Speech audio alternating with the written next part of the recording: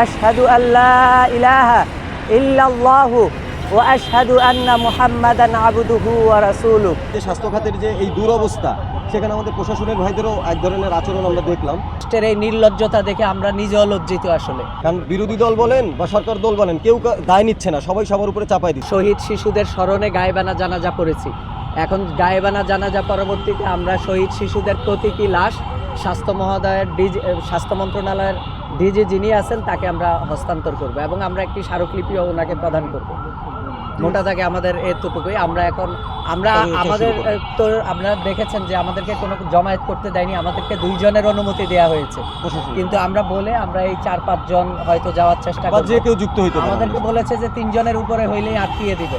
এটা খুবই দুঃখজনক যে এইরকম একটা অবস্থায় যে এই রাষ্ট্রের এই নির্লজ্জতা দেখে আমরা নিজেও লজ্জিত আসলে।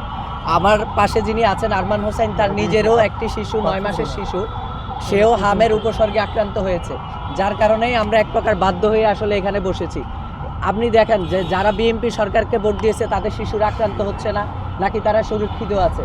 আক্রান্ত হচ্ছে আমাদের যত দল মত নির্বিশেষে, ধর্মবর্ণ নির্বিশেষে সকলের শিশুরাই তো মারা যাচ্ছে।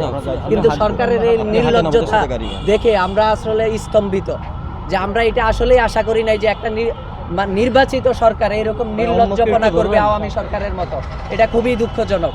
আমরা একদিকে দেখছি যে আমাদের শিশুরা মারা যাচ্ছে, আর অন্যদিকে এই রাষ্ট্রের নির্লজ্জ রাষ্ট্রপতি বিদেশে 22 জনের বহর নিয়ে এই রাষ্ট্রের কোটি কোটি টাকা খরচ করে চিকিৎসা নিতে গিয়েছে, যার কারণে আমরা মনে করি অথচ এই রাষ্ট্রপতির থাকার কথা ছিল জেলে, সে জেলে না থেকে সে বিদেশে চিকিৎসা নিতে যায়। এগুলো আসলে দুঃখজনক। এই সমস্ত রাজনৈতিক কথাবার্তা আসলে আমরা বলতে চাই না, কিন্তু সরকারের নির্লজ্জতা দেখে আমাদেরকে বলতে বাধ্য হচ্ছে। আমরা আজকে গতকালকে সিদ্ধান্ত নিয়েছি যে আমরা স্বাস্থ্য অধিদপ্তর অভিমুখে আমরা পদযাত্রা করব, কফিনের পদযাত্রা।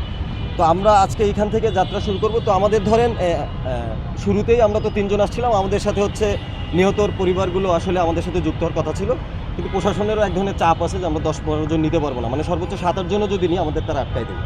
তো আমরা বলতে চাই যে 2-3 জন মানুষ সহ্য হচ্ছে না একটা ধরেন এই যে ব্যবস্থা। আমরা তাহলে এই অব্যবস্থাপনা তো আসলে সব জায়গায়, এটা শুধু স্বাস্থ্য খাতে না। তো আমরা বলতে চাই যে স্বাস্থ্য খাতের যে এই দুরবস্থা, সেখানে আমাদের প্রশাসনের ভাইদেরও এক ধরনের আচরণ আমরা দেখলাম, যে আপনারা গেলে আপনাদের আমরা আটকাই দেবো রাস্তায়। তাহলে আসলে আমরা আমাদের পদযাত্রা চলমান রাখবো। আমরা স্বাস্থ্য অধিদপ্তরে যাব, আমরা স্মারকলিপি দেবো এবং আমাদের যে আমরা কফিন তাদের হস্তান্তর করবো। এবং আমরা বলছি আমাদের যে দাবি, 7 দফা দাবি, তার জন্য আমরা পরবর্তী যে আমাদের কর্মসূচি আমরা সেটা স্বাস্থ্য অধিদপ্তরের সামনে ঘোষণা করব আমাদের কফিন এবং স্মারকলিপি দেওয়ার পরে। এখন আমরা এখান থেকে স্বাস্থ্য অধিদপ্তর অভিমুখে আমরা হাঁটা শুরু করব।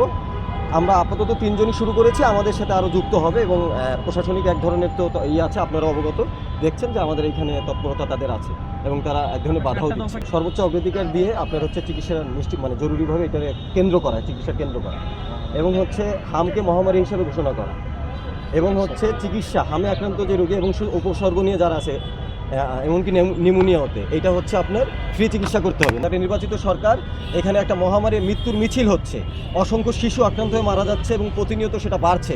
আমরা বলছি গণমাধ্যমে, সেদিন স্বাস্থ্যমন্ত্রী বলেছে যে গণমাধ্যমে তথ্য ঠিক না লাশের। তাহলে দেখেন আসলে মৃত্যু কত, সেটা কিন্তু আমরা আসলে অনেকেই জানি না। কারণ বাগেরহাটের একটা প্রত্যন্ত অঞ্চলে একটা শিশু মারা গেলে সেটা কিন্তু নিউজ হয় না। তাহলে আমরা বলতে চাই যে লাশের সঠিক তথ্য আমরা জানতে চাই। আমাদের এই 7 দফা দাবি যে দোষ চাপানোর যে এখানে একটা রাজনীতি হচ্ছে, এই হত্যাকাণ্ডগুলো রাজনৈতিক হত্যাকাণ্ড হয়ে গেছে। কারণ বিরোধী দল বলেন বা সরকার দল বলেন, কেউ দায় নিচ্ছে না, সবাই সবার উপরে চাপাই দিচ্ছে। তাহলে আমি মনে করি ডক্টর ইউনূসও যদি দায়ী হয়, তাহলে তারে শাস্তির আয়তে আপনারা আনতে ভয় পাচ্ছেন কেন? আপনারা তো রাষ্ট্রের জনগণের সম্মতিতে সরকার গঠন করছেন। তাহলে জনগণের সম্মতিতে সরকার গঠন করলে ইউনূস সাহেব যদি আপনি দোষী হয়, তাকে ফাঁসি দেন, আমাদের তো আফসোস না। কিন্তু আমরা বলছি যে যার দোষ হোক, আমাদের এই মৃত্যুর মিছিল থামাইতে হবে। এবং এই যে অব্যবস্থাপনা, এই যে প্রত্যেক বছর অব্যবস্থাপনার কারণে মানুষ মারা যাচ্ছে, শিশু মারা যাচ্ছে, সেই অব্যবস্থাপনা আমরা সংস্কার চাই বা আমরা এটা সমাধান চাই, সম্মানজনক সমাধান।